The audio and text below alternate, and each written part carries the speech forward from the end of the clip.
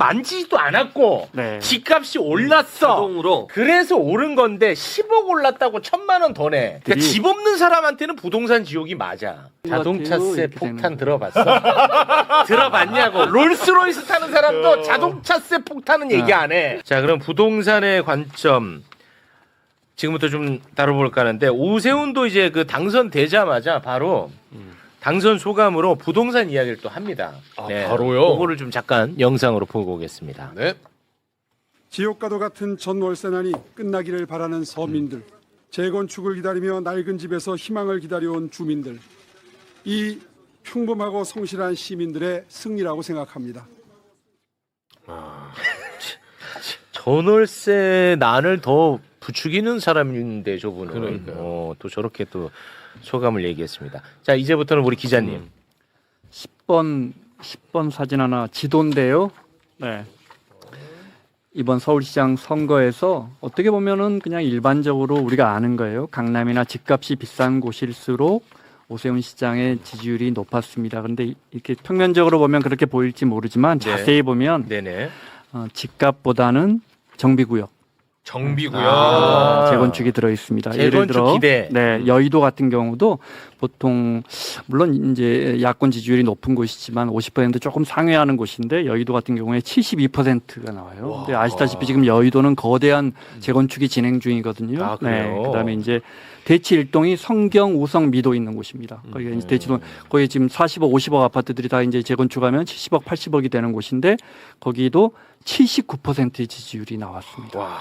압구정 현대가 압도적으로 압구정 현대 정말 우리나라에서 제일 비싼 아파트 단지가 예. 될 텐데 재건축이 나면 와. 거기는 이제 84%가 나왔거든요.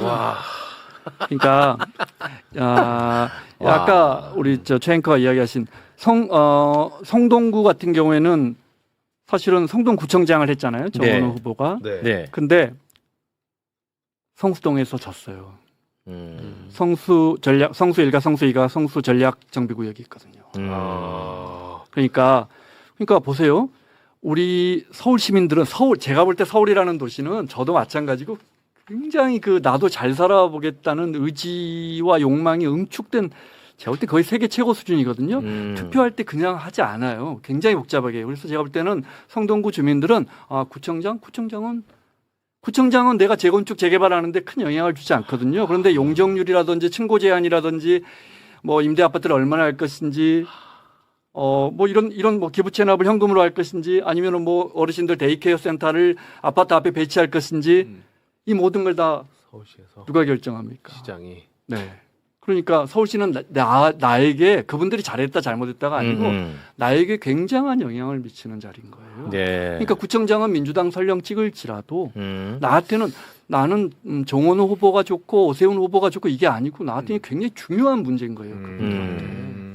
정말 너무나 욕망 그대로 그냥 지지율이 나왔어요. 네. 그 경기도도 뭐 5개 예를 들어 성남 분당이 있으니까요. 의왕, 뭐 하남, 뭐 과천 이런 5개 기초자치단체장을 국민의힘이 가져갔는데 공교롭게 거기도 일기 신도시하고 또 토호제로 엮인 부분이거든요. 그래서 이런 부분이 이제 사실은 어느 정도 예측은 됐지만 굉장히 유의미하게 나왔다 이렇게 볼 수 있고요. 제가 오늘 드리고 싶은 말씀은 아까 황희두 이사님이 이야기하시던데 선거는 이 프레임 싸움이잖아요. 네. 이 프레임 싸움인데 1번 한번 보여주실래요? 네. 1번 네. 안전한 서울 만들겠다 정원 후보였고 네. 오세훈 부동산 지옥 막겠다 이게 헤드라인. 그래서 이번에 오세훈 캠프에서는 제가 볼 때 세금 폭탄, 부동산 지옥이라는 두 가지 프레임을 갖고 왔어요. 특히 부동산 지옥이라는 단어는 굉장히 많이 노출됩니다. 부동산 지옥 시민대책위원회를 만들었거든요. 그래서 저는 이제 이게 기자니까 여론을 보기 위해서 스레드나 이런 데 보면 그 보수적인 분들 심지어 좀 아주 극단적인 생각을 가진 분들도 많이 팔로우하는데 그래야 제 알고리즘이 이렇게 너무 일방적으로 나오지 않거든요. 네. 정말 부동산 지옥이라는 단어가 많이 튀어나왔어요. 그러니까 부동산 지옥이라는 게 뭘 맞아. 얘기하는 거예요? 그러니까 여당을 찍으면 부동산 시장이 지옥이 될 것이라는. 아니, 그러니까 부동산 시장이 지옥이라는 게 네. 부동산을 갖고 있는 사람들에게 세금 폭탄이 떨어져서 지옥이라는 거예요? 아니면은 주거 환경이 나빠져서 지옥이라는 게 뭐예요? 부동산 지옥이. 좋은 지적하셨는데요. 네. 저는 투표를 하는 사람들이 그렇게 직관적으로 뭐 이렇게 복잡하게 생각하지 않는다고 생각해요. 그냥 직관적으로 이 사람 찍으면은 뭐든지 안 좋아질 것 같아요. 세금도 많이 나올 것 같고 주거형평하고 재건축 안 될 것 같고 이런 프레임을 만들어 나가는 전략이 아닌가. 다음 사진 한번 봐보실래요? 2번, 3번, 4번인데요. 네. 지옥의 하나씩 볼까요? 형태도 안 그래서 정해. 부동산 지역 시민대책회의 이게 제 SNS 라인은 굉장히 많이 올라온 거예요. 사진 하나 더 보여주실래요? 3번. 부동산 지옥. 이분들은 자 부동산 지옥 된다. 파란색 찍으면 다음 사진 보여주실래요? 부동산 지역 시민대책회의.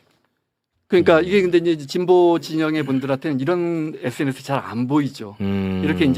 이렇게 하고 이제 시민들에게는 보유세 작년에 내봤지 정말 얼마나 많이 올랐어. 세금 너무 이제 세금 폭탄 프레임이 가는데 5번 주시면 제가 전에도 간단하게 설명드렸지만 집값이 올라서 오른 겁니다, 이놈들아. 그럼요. 이건 뭐 복잡하게 설명드릴 게 없어요. 없어. 세율을 전혀 건들지 않았어요. 그렇습니다. 그냥 예를 들어 제일 위에 있는 원베일리 같은 경우에 한 60억짜리가 75억 되면서 그냥 세율이 한 1,800만 원에서 2,800만 원으로 자동으로 했지 공정시장 뭐 가액 비율이라든지 공시가 현실화율이라든지 세율을 하나 건드기 없어요. 집값이 10억 올랐는데 1,000만 원 더 낸다고 지랄지랄 하는 거야, 이놈의 자식들아. 그러니까 그리고 보유세 지옥이다. 근데 자, 네, 그렇죠. 네. 근데 이제 지나가는 분들에게 여쭤보면 집을 갖고 계시면 서울은 이제 자가주택을 갖고 계신 분이 한 48% 정도 되는데 여쭤보면 어때요? 세금 많이 오른 것 같아요. 너무 많이 올랐더라고요. 진보가 집권하니까. 집값은. 이런 프레임이 만들어지죠. 사실 올린 것도 그러니까 세율은 만지지도 않았고 네. 집값이 올랐어. 자동으로. 그래서 오른 건데 10억 올랐다고 1,000만 원 더 내. 그러니까 이런 것들이 그러니까 집 없는 사람한테는 부동산 지옥이 맞아. 나는 그런 지옥이라면 내가 그걸 해서 내 손 들어주려고 물어봤던 거예요. 지옥의 맞아요. 유형이 뭔지. 네. 그 밑에 세 번째 표 다시 보여주실 필요 없어요. 노원 공릉동의 풍림 아파트 같은 경우에는 66만 원이 71만 원이 됐어요. 그러니까 우리가 정말 세금 폭탄을 내나 이게 이제 5만 원. 얼마짜리냐면 공시가격이 한 5억 5천이니까 한 7억 8억 되는 아파트인 거죠. 네. 그래서 한 2, 3천만 원 올랐나 봐요. 예. 근데 재산세 1년에 70만 원 내는데 여러분들 자동차세 얼마 내세요? 1년에. 2천만 원 정도 차 갖고 계신 분들 이 정도 내잖아요. 그러니까 2천만 원 차도 70만 원 내는데 5억 그러니까 7억짜리 아파트도 70만 원 내는데 이렇게 지나가는 분에게 어때요? 세금 많이 내는 것 같아. 많이 내는 것 같아. 너무 많이 내는 것 같아요. 자동차세 이렇게 폭탄 되는 들어봤어?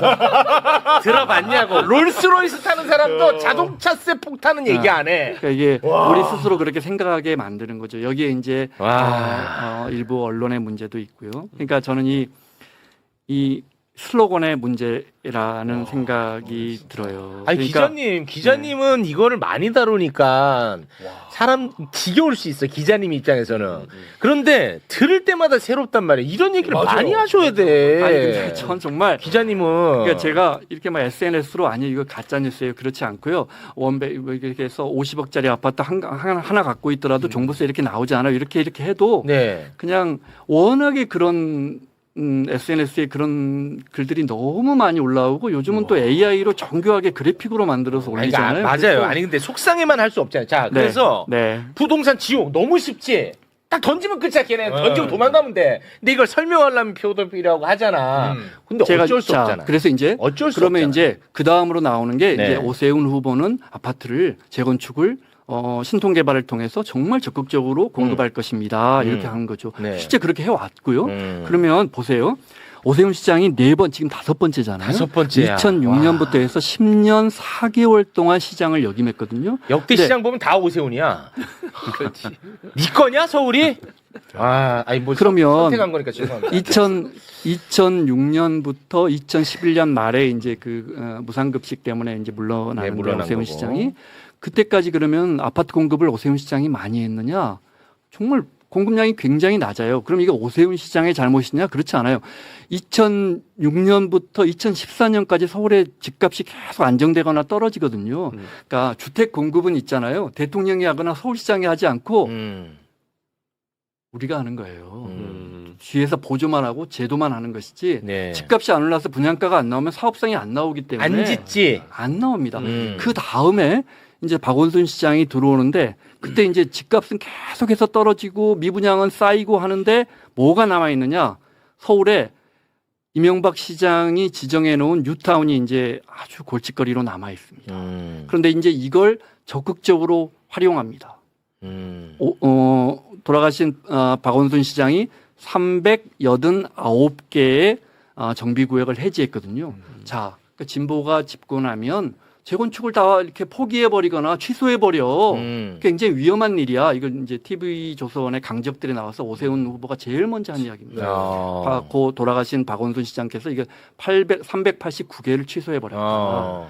389개를 취소한 건 맞아요. 맞아요. 제가 하나 보여드릴게요. 6번 맞아. 보여주실래요? 6번. 그건 맞는데. 맞는데 이게 2011년 서울경제 기사예요. 네, 수익성 없다. 조합원 현금 청산 요구. 시공사들은 속속 발빼. 아, 돈이 안 되니까 발을 뺀 거야. 분양가가 안 나오고 사업성이 안 나오는데 조합비는 계속 들어가고 하니까 다음 거 보여주실래요? 7번 보여주실래요?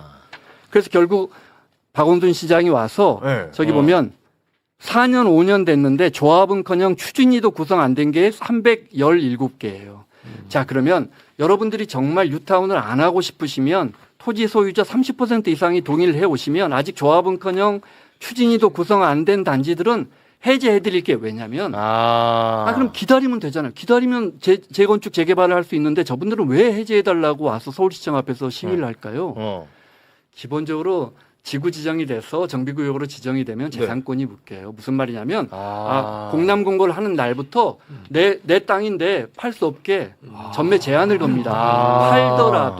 팔더라도 다음에 내가 최영커한테 팔면 최영커는 들어올 수 있죠. 들어오지만 새 아파트 분양권 주지 않습니다. 그러면 누가 내 헌 지분을 사겠습니까? 안 사죠. 재산권이 묶이는 거예요. 그러니까 주민들이 처음에는 뉴타운으로 굉장히 저때 서울 그러니까 주민들이 간절히 원했던 민원이네. 주민들이 처음에는 뉴타운 다 하고 싶죠. 처음에 그렇겠지. 깨끗하게 해서 우리도 아파트로 돈 좀 벌어보고 싶은 건 너무나 당연한 거예요. 그런데 3년, 4년, 5년, 6년 안 되니까 결국 어떤 주민들은 계속하자, 어떤 주민들은 이거 그만하자 하고 이제 갈등이 심해지잖아요.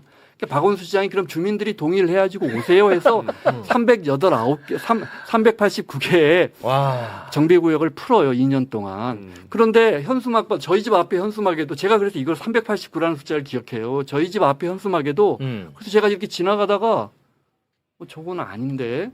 그러니까 389개 재건축 포기한 박원순 시장을 되풀이하시겠습니까? 이렇게 국민의힘에서. 근데 그건 아니거든요. 와, 이거 너무 저는 물론 심하다, 이거. 이거 선거 전에 들었지 아니, 않을 것 같은데요. 기자님, 이런 얘기를 많이 하셔야 돼. 물론 저는 박원순 시장이 재건축 재개발을 활성화시켜서 지금 오세훈 후보처럼 용적률을 막 팍팍 올려서 공급을 더 늘릴 수 있었다고도 봐요. 그렇지만 지금 말하는 이 389개의 프레임은 굉장히 잘못된 거예요. 아니, 우리 종편수계. 네. 종편에서 이거를 많이 퍼뜨린다는데 뭐 했어? 저는요 재개발 재건축에 대해서 정확히 설명을 드렸어요. 이 정원호 후보의 첫 번째 공약이 착착이에요. 방금 말씀하셨던 그런 프레임에 대해서 정원호 후보가 첫 번째로 돌파하기 위해서 낸 게 착착 공약이 이런 내용인데 정원호는 구청장을 해봤기 때문에 이 재개발 재건축을 하는 과정 속에서 어떤 문제가 있는지를 알아요. 그게 뭐냐면 이 조합장들 간의 갈등이에요. 그래서 이것을 공공이 과감하게 투입돼가지고 우리가 중재하겠다라는 공약을 실제로 냈고 갈등 조정 잘하겠다. 시장이 서울시장이 가지고 있는 이 재개발 재건축 정비 사업의 과대한 권한을 기초단체장한테 넘기겠다라고 했어요. 그런데 이제 문제는 뭐냐면 저만 하는 것보다는 당장 이제 후보가 이 얘기를 많이 했었어야 되는데 아무래도 미디어에서 조금 노출이 예를 들어 됐었어요. 최진봉 교수님 앞에 계시잖아요. 인정받네. 지금 잠깐 답이 나왔었는데요. 제가 여쭤볼게요. 인정받네. 그러니까 정원호 후보의 부동산 개발의 슬로건 뭡니까? 정원호 뭐라고? 착착이라고? 착착 개발입니다. 착착 개발. 알고 계셨어요? 저 잘 몰랐어요. 저는 몰랐어. 네. 사람들이 어젠다가 잘 세팅이 모른다니까. 안 되잖아요. 그러니까. 나도 잘하겠습니다. 그냥 여기서 멈춰버린 거죠. 근데 오세훈 후보는 이미 신통개발이라는 본인의 브랜드를 갖고 있었고 닥치고 공급이라는 슬로건이 있었어요. 그러니까 어떠세요? 어디가 더 재건축 잘해줄 것 같으세요? 오세훈이죠. 그래서 구호만 보면. 아니, 그러니까 매불쇼가 그래서 그걸 지적을 했던 거예요. 오세훈이가 가장 잘하는 거를 정은호도 하겠다고 하면 오세훈 찍지 그러니까 그렇게 빨려 들어가면 안 된다는 얘기를 맨날 했었던 거예요. 우리가. 근데 아무튼 뭐 지난 이야기니까. 네. 근데 아무튼 오늘 진짜 이거 너무 좋은 말씀이에요. 아니 진짜 아까 얘기해 주신 대로 기자님은 자면 안 되겠는데 앞으로. 저는 얘기해 주신 거 자면 안 듣는데 돼, 진짜. 너무 새롭고 웃을 일이 아니야. 이거. 너무 깨닫게 됐어 진짜. 아니, 뭐 한 겁니까 우리 기자님? 이런 걸 많이 알려야 되는데. 하나만 더 제가 이거 말씀드리려고 오늘 나온다 그랬는데요. 네.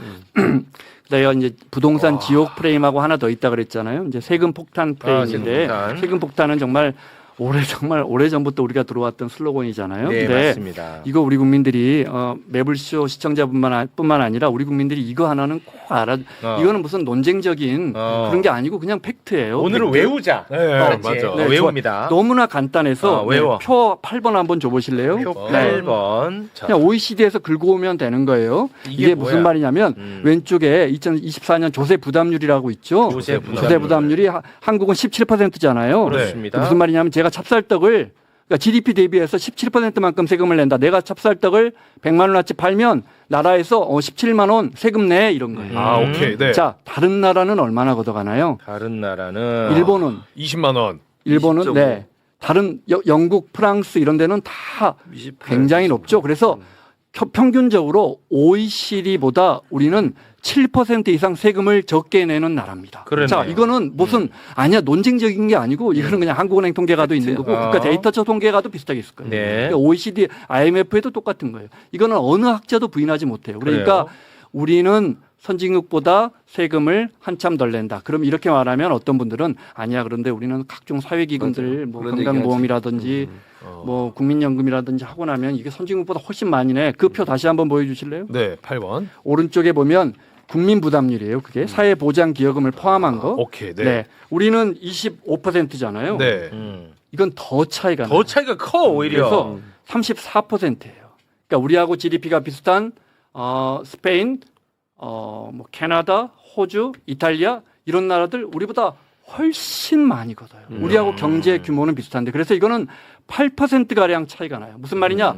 똑같이 찹쌀떡을 100만 원 팔아도 우리하고 GDP가 비슷한 이탈리아, 스페인 이런 데는 한 35만 원 걷어가면 우리는 25만 원밖에 25만 원. 걷어가지 않는다는 거예요. 그렇지. 그러니까 물론 세금이라는 건 어떤 세금 예를 들어 우리나라는 증여세, 상속세 비중은 굉장히 높아요. 그리고 어떤 보유세는 굉장히 낮다는 거 알고 계시잖아요. 그렇습니다. 그래서 보유세 그것을 낮고. 일관성 있게 뭐 높다 낮다라고 말할 수 없지만 분명한 건 지나가다가 제가 또 말씀드리잖아요. 지나가다가 어떤 우리가 시민분께 뭐 KBS든 어디든 매불쇼든 우리나라는 세금을 좀 많이 내는 것 같으세요? 적게 내는 것, 너무 많이 내는 것 같아요. 이렇게 말씀하시는 거예요. 그렇지 않아요. 그렇지 않아. 분명하게 그렇지 않고 일본보다도 훨씬 적게 내고 우리가 세제가 비슷한 그 적게 내는 비율도 굉장히 높다. 그러면 세금 폭탄이라고 주장하려면 세금을 적게 내자 이렇게 얘기할 수도 있는 거죠. 우리가 예를 들어 노무현 대통령 때 법인세 25%인데 23%로 노무현 대통령이 깎아줬어요. 그때는 이제 글로벌하게 법인세를 좀 깎아주는 분위기였어요. 네. 그러니까 우리가 정답은 몰라요. 하지만 선진국은 우리보다 훨씬 세금을 많이 내요. 그런데 세금 폭탄이라고 주장하는 진영이 있다면 그래서 세금 좀 그만 내자, 세금 좀 줄이자고 주장하는 진영이 있다면 제가 이 통계를 말씀드릴게요. 조세 부담률이 낮은 나라, 예를 들어 중국이 한 20% 돼요. 이렇게 이야기하시면 돼요. 중국도 20%밖에 걷지 않아. 그러니까 우리도 중국처럼 가자. 예를 들어 신중이네. 그러니까요. 아니 뭐 그렇게 갈 수도 있는 거죠. 그렇게 주장하시라고요. 인도는 13%밖에 내지 않아요. 우리도 인도 경제처럼 가자. 그래서 세금 좀 줄이자. 정말 낮은 나라 필리핀이에요. 우리도 필리핀 경제처럼 가자. 이렇게 주장하시지 않을 거면 세금 폭탄이라는 어젠다는 맞지 않는 맞지 거예요. 않아. 맞지 않는 거예요. 예를 던지면 그냥 끝이야. 그런 거예요. 예를 들어 상속세 너무 높다. 이런 부작용이 있으니까 이걸 좀 낮추자. 근데 뭐 이런 세금은 너무 낮으니까 이런 건 높이자. 우리가 이런 논쟁을 해야 되는데 그렇지 않고 세금 폭탄이라는 이 프레임, 이 슬로건으로 그냥 끝나버리는 거예요. 끝나. 그러니까 지나가는 국민들은 이재명 뭐 잘하는 것 같긴 한데 세금을 너무 너무 걷어. 많이 걷어. 이렇게 맞아. 되는 거예요. 그렇게 가는 그런 거야. 분위기가 있어. 내가 내겠지 택시 타가지고도. 네, 맞아. 아유 우리나라는 그냥 빚더미 앉았어. 그러니까 어르신들이 근거가 없어, 근거가. 어르신들이 걱정하죠. 부자들 세금 때문에 떠날 거라고. 어. 자, 아까 제가 세금 부담률, 조세 부담률, 국민 부담률 보여드렸잖아요. 떠날 수가 어디로 없어. 거의 중국 가야 돼. 필리핀 가고 안 간단 말이야. 알겠습니다. 그래서 저희가 이제 희망을 가져야 되는 게 네. 이번에 서울시 의회가 118석 중에 민주당이 81석 68.66%예요. 이런 잘못된 정보들을 서울시 의회에서 의원들이 지속적으로 서울시를 상대로 해서 계속적으로 어필을 해야 되고 네. 매블쇼에서도 네. 시의원들을 계속 출연시키면서 이걸 계속 알려야 정책 돼. 이슈화해야 됩니다. 아, 예, 그래야 알려야 다음 돼. 내후년 총선과 그렇습니다. 대선에서 서울에서 1%만 가져오면 이길 수 있었던 그렇습니다. 거니까. 사실만 전달하면 됩니다. 네. 그런데 걔네들은 말 한마디로 끝나지만 이건 또 뭐 데이터도 얘기하고 하니까 그 말 한마디에 그냥 넘어가는 애들은 이 말을 또 안 들어요. 데이터는 안 봐. 그렇지. 그러니까 강성필 같은 분들이 종편에서 열심히 해주셔야 되는 거야. 제가 오세훈의 신통기획을 얘기하길래 당신들 신통기획 후보 대상지가 서울에 몇 개 있는 줄 알아? 패널한테 국민의힘 패널 물어보잖아요. 몰라요. 몰라. 324군데가 있는데 그중에 딱 2군데 되고 있어요. 그렇게 말하면 에이 뭐 다른 얘기 합시다 그래요. 아까 최진봉 교수님 같은 느낌. 아, 참 이게 쉽지 않습니다. 저는 근데 지금 레전드로 좋은 시간이었어요. 레전드야, 진짜. 맞지? 네, 정말로. 좋아. 이거 원래동에 틀어, 그냥. 예. 알았지? 잘라가겠습니다. 예. 정치를 할 줄 아는 거와 행정을 할 줄 아는 거의 균형이 왜 중요한지 알겠어요. 중요한 말. 전략 선거에 대한 마인드 없는 사람들이 전면 표지는 배지가 있으니까 항공모함이야 움직이지 못해. 신나서 선거를 뛰어야 하는데 신나고 절박하게 움직일 수 없는 그런 부분이 작동했다. 이게 이제 첫 번째고 두 번째 이제 후보 요인들을 보면 부자 몸조심을 한 거예요. 아까 지지율이 앞서다 보니까 오세훈은 10년을 한 사람입니다. 4번을 한 사람이. 5번째 도전이야. 그럼 누가 봐도 도전자는 정원호예요. 근데 지지율이 높다 보니까 마치 정원호는 부자 몸조심을 하는 거야. 이슈를 안 만들려고 하고 토론회나 이런 거에 적극적이지 않고 정치 싸움을 하지 않고 대통령을 앞세우지 않고 인물 대결로 자꾸 가려고 하고 구청장 공약 같은 것만 계속 내고 저쪽은 막 부동산 어찌고 뭐 세금 폭탄 재판 취소 막 정치적 싸움을 걸고 있거든요. 크게. 근데 여기는 회피하는 느낌이 드는 거예요. 그죠. 왜냐면 가만히 있어도 될 것 같으니까. 그러니까 그걸 누가 짜줬냐 이거 이 전략을. 제가 이 말씀을 왜 드리냐면 저희 동네에도 이제 몇 번 오셔가지고 어떤 곳을 오는지를 쭉 보잖아요. 포인트 지점이 너무 마음이 아파요. 이거는 다음번에 더 잘 되기 위해서 말씀을 드리면 좋겠다 생각해서 말씀을 드리는 건데 그 지역들이 거기에서 좀 핫한 포인트들이 있잖아요. 예. 거기에서 선거운동을 해서 그 지역 주민들이 마음을 사기보다는 강북으로 치면 이제 북설 꿈의 숲이라든가 이런 부분들인데 예. 저 여기서 오늘 왔다 갑니다. 민주당 지지자분들 나와서 응원해 주세요. 포인트의 이미지가 좀 강해요. 근데 제가 느끼는 거는 그렇게 하는 것보단 한 지역구를 잡아서 하루는 그 동네를 열심히 다 돌면서 주민들을 마주치고 이렇게 어필을 해야 되는데 인기 포인트 지점만 왔다 콕 찍고 가고 그리고 또 멀리 저기 가서 왔다 콕 찍고 가고 그러다 보니까 전반적으로 여기서는 못 본 것 같아요가 좀 있는 것 같고 두 번째로는 생각보다 서울시장이 가장 크고 중요하고 지역도 넓은데 사람도 많은데 접근성도 좋은데 정원호 후보를 꼭 도와줘야 되겠다고 해가지고 나선 자원봉사자가 그리 많지 않은 것 같아요. 시민분들이 적극적으로 왜 도움을 주려 하지 못했는가 어떠한 부분들이 마음속에서 기저에서 걸렸는가 그러한 부분들 아까 말씀하신 것처럼 정원호 후보에 대한 어필을 이렇게 뭔가 마음으로 담아서 다 같이 해줘야 되는데 거기까지 끌어올리지 못하는 그러한 부분적인 것들이 있었을 거라고 보고요. 예. 이 말씀을 왜 드리냐면 사실 떨어지고 싶어서 나온 분들이 어디 있겠습니까? 그래서 제가 그 응원하고 또 고생하셨던 분들을 위해서 직접적인 거명을 하지 않지만 어떤 특정 캠프에서는 반대로 본투표 날 안 나온 곳들도 있어요. 그리고 선거 단락에 결정이 되면 그때쯤 나오겠다 하는 곳들도 있어요. 저는 헝그리 정신이 부족하다고 봐요. 특히 국민의힘 쪽 성향이나 또 사전투표를 못한 분들 본투표가 사전투표보다 훨씬 더 숫자가 많은 건 사실이잖아요. 네. 본투표 날 그렇게 한다라고 하는 건 굉장히 치명적인 거예요. 그러한 것들이 저는 여러 곳곳에서 보였었는데 네. 그게 이번 선거의 당락에서 결정이 난 부분에 크지 않았을까? 그러니까 이제 서울시장 선거 조금 더 보태면 이재명 대통령께서 이제 트위터에 X에 이렇게 해서 정원호 후보를 이렇게 거론하면서 띄웠잖아요. 그때만 해도 한 달 사이에 수직 상승했거든, 지지율이나 인지도가. 그런데 이게 이제 냉철하게 봐야 하는데 그러면서 엄청난 정원호 신드롬이 있었죠. 왜냐하면 성동구를 아주 잘했으니까 일을. 그런데 이게 경선 과정을 거치면서 약화됩니다. 지지 강도가. 왜냐하면 경선 과정에서 박주민 후보하고 경론을 벌이면서 가치 문제, 철학 문제, 민주당의 정체성에 맞나? 개발 위주의 공약들이 많은 거 아니야? 그리고 정책의 완결도가 조금 떨어지는 거 아니야? 정무적 감각이 있나? 여러 가지의 제기가 되면서 조금 정원호 후보의 지지 강도, 지지자들의 지지 강도가 약화되고 약간 이완됐었어요, 사실은. 그러면 그 부분들을 정원호 후보는 뼈저리게 깨닫고 경선 이후에 빨리 그거를 개선을 했어야 합니다. 왜? 서울시장 선거는 전국의 선거를 이끄는 좌장 역할을 해야 돼요. 서울시장 후보는. 서울시장 후보가 상징이고 깃발입니다. 지방선거에. 근데 우리 민주당의 상징이자 깃발인 정원호 후보가 어느 순간에 잊혀지기 시작해. 언론에 등장도 무게감 있게 등장 안 하고 하는 얘기는 뭐 구청장에서 다룰 법한 공약들 이런 얘기만 있지 오세훈을 세게 때리지도 못하고 있다고. 막 밭들어총하고 한강버스 난리를 치고 저 철근 누락 이야기는 합니다만 그게 딱딱 꽂히지도 않고 정원호가 부상이 안 돼. 그러면서 김부겸과 전재수로 넘어가. 관심사가 주도권이 쉽게 이야기하면. 그리고 평택을 선거. 그리고 한동훈 하정우로 넘어가. 정원호는 잊혀진 존재가 돼. 이게 굉장히 중요한 포인트예요. 정치적 메시지 싸움을 안 하기 때문에 그렇게 된 겁니다. 스스로 그렇게 고립된 거야.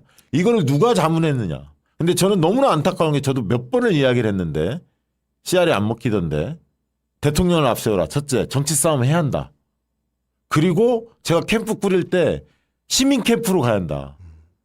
시민 캠프로 오세훈을 거꾸로 했고 정원호 캠프를 전부 다 현역들을 다 깐 거야. 거기 이인영을 앞세워서.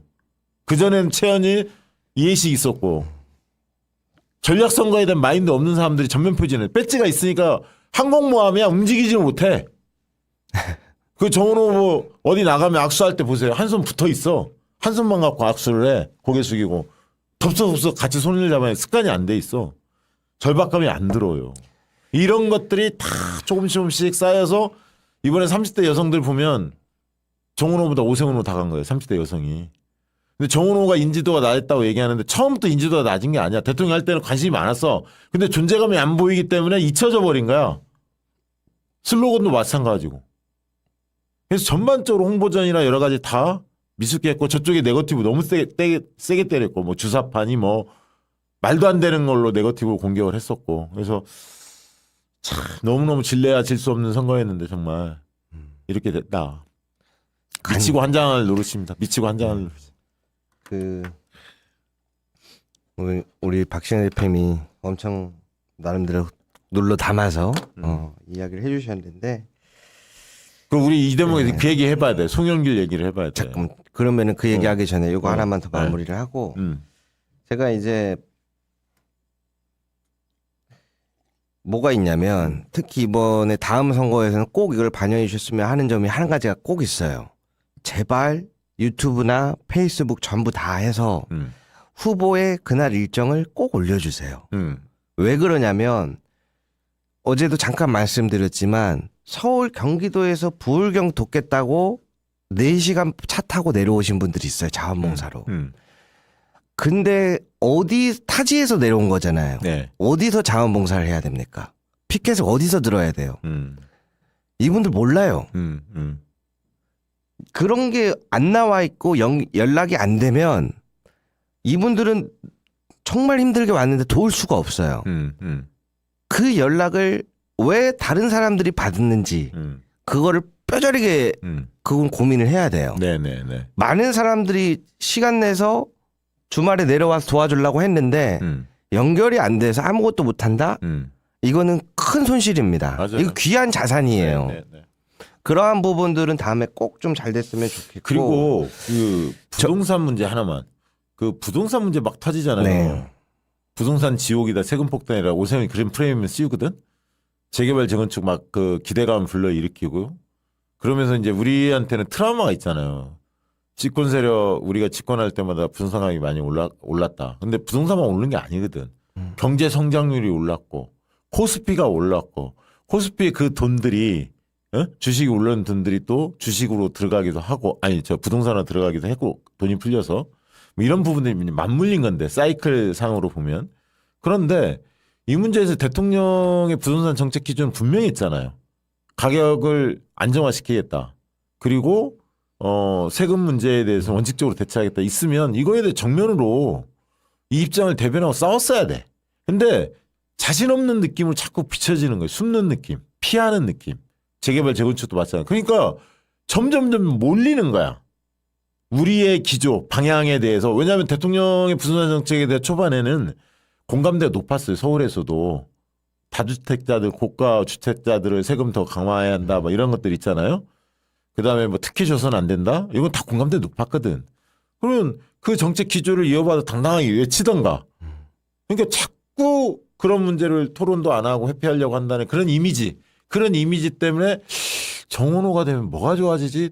좋아지는 게 너무 많을 텐데 이게 싸움이 안 된다. 근데 왜 여기서 내가 송영길 얘기를 하냐면 송영길이 정말 송영길 전 대표는 송영길 후보는 전략적 사고가 안 되는 사람이야. 왜 그런 얘기를 하냐면 오늘 정청래를 때리면서 뭐 당권 투쟁 일환으로 때렸겠죠. 때린 내용이 내가 뭔가 봤어. 실용주의 민생을 전면에 안 걸어서 졌다는 거야. 내란청산 이런 얘기만 해서. 정청래가 무슨 내란청산만 계속 부르짖었습니까? 이재명 대통령한테 힘달라고 하고 막 이런 얘기 섞어서 했어. 그런데 자 민생과 실용주의 이야기 안 해서 졌대. 정원호가 실용주의 이야기 안 했습니까? 가장 실용주의에 대해서 오히려 말을 많이 한 사람이지. 왜 졌어? 그것 때문에 진 거야? 그게 아니라 제가 아까 분석했던 것처럼 서울시장으로서의 존재감, 후보로서의 존재감, 전국 선거를 리드를 해야 하고 오세훈한테 도전하는 사람인데 도전자 입장을 보여주지 못하고 수성하는 부자 몸조심하는 이래서 진 거지. 실용주의, 민생 이야기 안 했었습니까? 송영길은 진짜 뭐 하는 사람인지 모르겠어. 그리고 전북 선거에서 망언을 그렇게 일삼아 놓고 말이야. 자숙해도 모자랄 판에 어디 언론에 나가서 그런 식으로 이야기하는 겁니까? 그게 바로 해당 행위지. 안 그렇습니까? 제가 이 대목 할 말이 많은데 일단 부동산부터 정리를 해보죠. 제 주변에 이제 어르신분들한테 여쭤봤어요.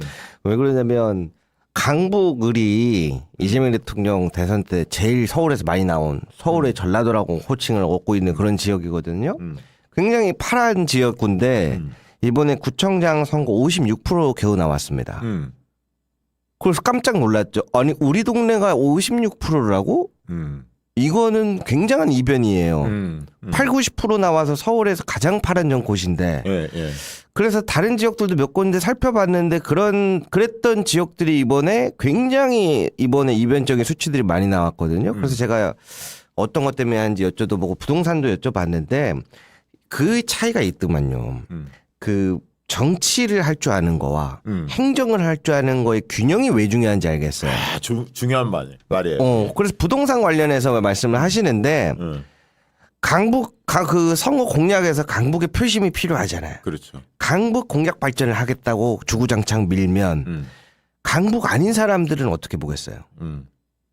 서운하죠. 그렇죠. 그게 하나 있고 예. 그거를 조금 다르게 갔어야 되지 않을까? 마지막 현수막 네. 기억나세요? 뭐 어떤 거 말씀하신 거예요? 오세훈 현수막은 네. 부동산 지옥, 세금 폭탄, 재판 취소 이렇게 써놓고 위에 또 속으시겠습니까 하고 빨간 걸로 빵 때린 거야. 정치구로 간 거야. 사실 정책 얘기도 하지만 정치구로 간 거예요. 네, 그렇죠. 정치 언어로 간 거고. 정치 언어. 근데 정원호 공약은 지역에 뭘 해주겠다는 거 있잖아요. 지역의 수건 사업들 뭐 이런 거 있잖아요. 이걸로 가서 구청장 공약으로. 근데 서울에 있는 많은 시민들이 서울이 살기 어렵습니까? 주거 만족도 굉장히 높아. 일부 불편 요소가 있을 뿐이지 그거 없어도 서울은 살만한 도시라고 생각해요. 솔직한 얘기로. 그게 큰 쟁점이 아니라고. 지역에 구청장이 내세울 만한 공약의 핵심 적인 게 아니라고 착각하는 거죠.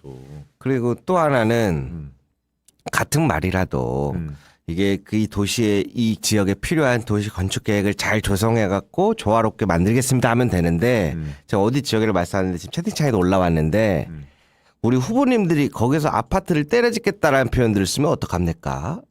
그러니까 같은 말이라도 이 지역에 필요한 부분에 주택 공급이나 이런 부분 해가지고 조화롭게 한다 그래야지 얼마나 다들 신이 나 있는지 거기 지역구에 가가지고 아파트를 때려짓겠다고 하면 어떡해요. 그러면 사람들이 어떻게 보겠어요? 아니 그거는 국민의힘하고 뭐 민주당하고 차이가 뭐야 그러면? 똑같은 방식 아니야. 그러니까 이게 행정 능력도 중요한데 정치적인 언어를 구사하는 그런 능력도 생각보다 필요하구나 이런 것들이. 필요하죠. 왜 정치인이야? 네. 이재명은 행정가가 아니라니까.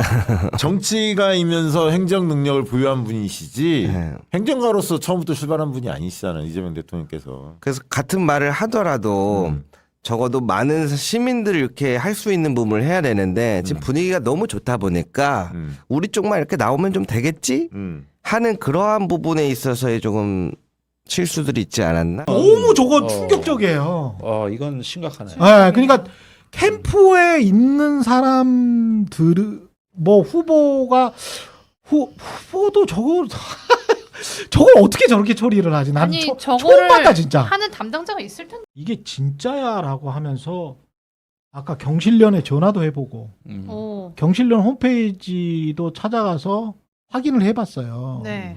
5월 28일에 진짜 이런 보도 자료를 냈더라고요. 근데 그 보도 자료 처음 한번 보여주실래요? 보도 자료 처음에 낸 거기는 이제 그 개혁 과제를 물어본 거야. 핵심 공약을 평가하고 개혁 과제를 물어봤어. 그걸 가지고 기자회견을 하고 페이퍼를 만든 거예요. 근데 제가 이제 방송사 근무할 때 보면 시민단체들이랑 또 매니페스토나 뭐 이런 데랑 언론사가 같이 저런 걸 많이 해요. 많이 해서 이렇게 막 질문지를 보내요. 그러면 답변이 안 와요. 그러면 뭐 전화로 뭐 쪼기도 하고 협박도 하고. 뭐 보내라. 그러면은 이제 이렇게 막 하잖아요. 이게 보통 이제 일반적이거든. 그게 얼마나 큰 일거리인데 그러니까, 캠프에서. 그러니까. 그 담당 직원까지 다 있어요. 그러니까. 근데 그 다음에 이제 보도자료 밑에 보면 그 실제로 개혁 과제나 뭐 이런 거에 관한 질문과 답변이 있을 거 아니야. 그거를 붙임으로 해서 다 올렸어. 보도자료 내에 그게 있어요. 그 붙임을 한번 보여주실래요? 근데 저는 저 안에 있는 내용이나 이런 거는 전혀 뭐 그 중요한 게 아니고요. 오세훈, 김정철, 권영국은 여하튼 빼곡하게는 썼잖아.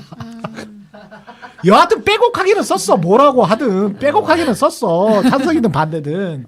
근데 정원호 후보는 기타 일부 찬성, 기타 일부 찬성, 기타 일부 찬성, 기타 일부 찬성, 기타 일부 찬성.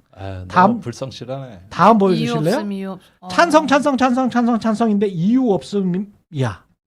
저렇게 해가지고 10개를 써서 보낸 거야. 전 좀 너무 성의가 없네요. 저거를 저렇게 보내잖아요. 그러면 제가 수많은 선거를 치러본 경험상 이렇게 진짜 올릴까요라고 물어봐. 언론사가. 네, 그렇지. 그렇죠. 왜냐하면 후보 캠프 쪽에 따른 엄청나게 큰 타격이거든. 그렇죠. 네. 네. 그래서 우리 진짜 이렇게 보도자료 냅니다. 네. 진짜 이렇게 올려요. 다른 후보들은 그래도 몇 줄 다 써주셨어요. 라고 확인까지 보통 하거든. 왜? 경실련이 그렇게 했는지 안 했는지는 모르겠어. 근데 제가 20, 30년 동안 언론사 근무할 때는 그렇게 해줬어. 보통 저 짓을 국민의힘이 많이 했거든. 이유 없음. 뭐 이런 거 뭐. 전 바뀌었는 줄 알았어요, 오세훈이랑. 지금 저거 보자마자. 특히 언론 자유와 관련해서는 바뀐 거 아니야? 이유 없음, 기타 뭐 이런 식으로 했거든. 진짜 이렇게 올린다. 그러면 거의 반협박적으로 이야기하면 대부분 다시 쓰죠. 대부분 다시 써주거든. 당연히 그래야죠. 뭐라고 논리를 만들어서 그럼요. 몇 줄이라도.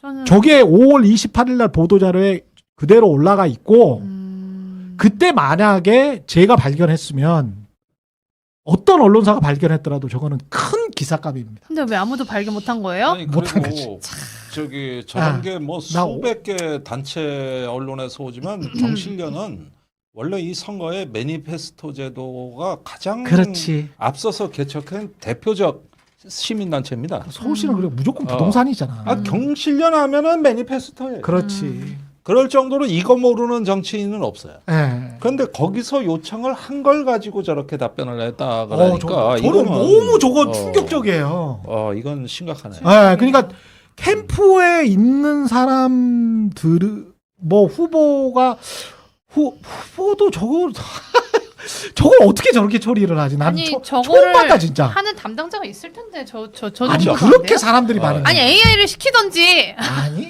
아니면 내부의 소통 체계나 에이, 이런 게 이상한 문제. 거야. 근데 저게 많이 네, 보도됐으면 지금보다 훨씬 더 더 떨어졌지. 더 떨어졌지. 준비가 그렇죠. 부족한 아니 게 그런데 나오네. 이런 부분이 이제 뭘 말해주냐 하면은 이번 선거를 보면은 정원호 대 오세훈 선거라기보다는 네. 정원호 대 이재명 이렇게 직접 부딪히고 음. 서울시장 정원호 후보가 왠지 안 보이거나 맞아요. 조금 약해 보이는 존재감이 별로 선거였어요. 사실은 네. 그런 면에서 이게 분명히 그 출발할 때하고 이제 지금은 선거 막바지니까 힘을 좀 내겠지 하는 순간에도 어떻게 보면은 그다지 힘을 발휘하지 못했습니다. 네. 또 네거티브 안 한다 이러면서 가혹한 검증의 칼날을 상대 후보한테 들이대지도 않았어요. 그렇지. 그러니까 본인도 그 부실하게 답변했지만 상대방한테 따지고 묻는 것도 부실했어요. 그 네거티브 안 하는 양반적인 어떤 모습을 보이려고 했는데 그것이 그렇죠. 결국에는 화살이 아니 된 근데 거는. 네거티브 안 한다는 거 하고 네. 정책의 그렇지, 어떤 정책에 정책에 잡는 대해서. 게 이게 어떻게 다릅니까? 정책에 대해서 각 잡고 이야기하고 토론하고 그런 모습이 그건 필요하죠. 없었죠. 그러니까 없었잖아요. 사생활이나 그러니까. 이런 거를 얘기하는 건 아니지만. 거기에다 TV 토론 한 번이에요. 그러니까 그러니까 그것도 좀 문제가. 그것도 한 번이 뭐야? 그러니까 그것도 신인 입장에서 더 하자 그래야 되거든. 그러니까 나는 덜 알려졌잖아 오세훈에 비해서. 그렇죠. 네. 그러면 내가 더 절박한 거예요. 그러니까요. 야, 이런 부분들로 보면은 뭔가가 꼬여버린 거예요 이게. 근데 저는 저런 답변은 진짜 상상할 수가 없어요. 저거는 경실련이건 언론사가 이게 질문을 하고 저게 보도자료로 나간다는 거를 진짜 선수들은 100% 알거든요. 근데 구청 저거는 나 진짜 너무 놀랬어. 제가 듣기로는 주변에 저런 거 아는 사람 별로 없다고 들었습니다. 그러니까 왜냐하면 구청장이었기 때문에. 네. 네, 아니에요. 생각보다 아니 그 없었다고. 캠프에 국회의원들이 그렇게 많고, 예? 그리고 무슨 뭐 신문사 뭐 논설실장 뭐 다 있잖아. 그러면 저거를 몰랐을 그러니까 리가 그런 있나? 사람들이 많이 몰려오긴 했는데 네, 실질적인 전부 실무. 다 시키는 일만 해. 내가 관리자야. 그러니까. 그러나 앉아가지고 펜을 잡고 이걸 내가 해결책을 쓰고 실행을 그렇지. 하고 아니요. 네. 이런 유능한 사람이 몇 명이 있느냐가 문제지. 아니 메머드 선거 캠프 꾸렸다고 해서 그게 됩니까? 그거는 후보가 선대위원장하고 의논해가지고 이 빈틈없이 이런 것들에 어떤 막힌 데 없이 할 수 있도록 상의를 해서 사람들한테 일을 맡기고 적세적소에 인재를 등용하고 이런 게 뒷받침돼야 해결이 되는 거지.